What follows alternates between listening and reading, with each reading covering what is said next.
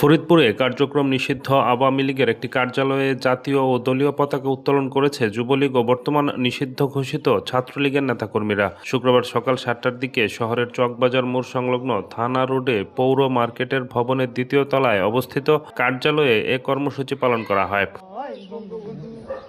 প্রত্যক্ষদর্শীরা জানায়, পাশাপাশি থাকা ৩টি স্ট্যান্ডের মাঝে দুটিতে জাতীয় ও দলীয় পতাকা টাঙানো হয়। এ সময় যুবলীগ ও ছাত্রলীগের নেতাকর্মীরা জয় বাংলা স্লোগান দেয়।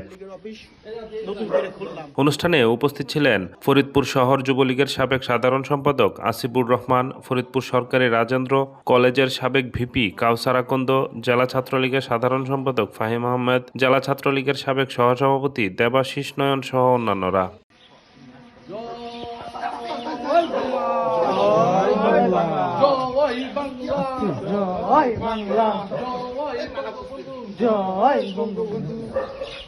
মুজিবুর রহমান চৌধুরী নিক্সন ভাইয়ের নির্দেশে এবং হাসিবুর রহমান ফারহান ভাইয়ের নেতৃত্বে, কাউসারের নেতৃত্বে আমরা আজকে আওয়ামী লীগের অফিস নতুন করে খুললাম, পতাকা উত্তোলন করলাম।